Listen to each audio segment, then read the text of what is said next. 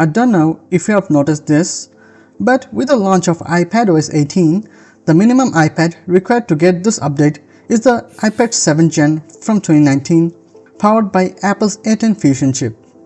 Now, do you know which other device also uses this A10 chip? That's right, it's the iPhone 7. But here's the catch. The iPhone 7 stopped receiving updates after iOS 15 several years ago. This isn't even the first time Apple has done this.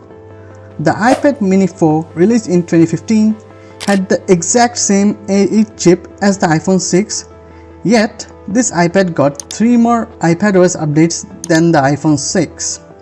So how does an iPad with the exact chip get more updates than iPhones? Although Apple hasn't officially explained this, but I have some theories. Before we dive in, I should clarify that I'm only talking about iPads with exact same chips as the iPhones. iPads with X versions of these chips like the A9X or A10X are more powerful, so they are not the part of this discussion. With that out of the way, let's jump into the theories.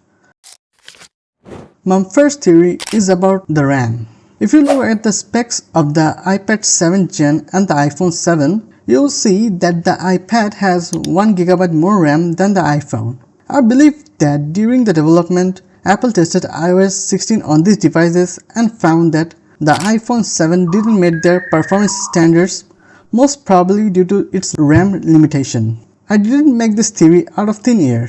This might have a link with the iOS 9 disaster. If you don't know, back in 2015, when iOS 9 was released, devices with A5 chip like the iPhone 4S and iPad 2 became much slower. The 500 MB of RAM those devices had was partly to blame for the performance issue. Apple may have learned from that experience and decided not to let iPhones with less than 3 GB of RAM get iOS 16 for giving users the optimal experience. But this theory doesn't explain everything. Take iPad 5th Gen and iPhone 6s for example.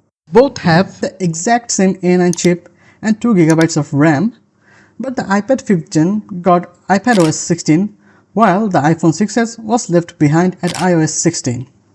This brings me to my second theory, storage limitation.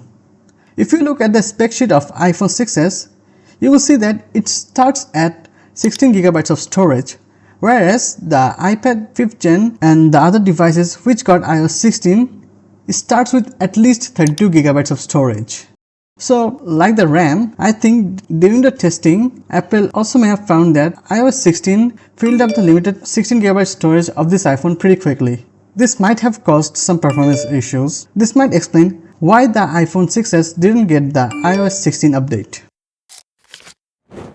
If that were the case, the iPhone 7 should have gotten the iOS 16 update since it has more powerful chip than the iPad 5th Gen along with equal amount of RAM and storage. And what about the iPad 6th Gen?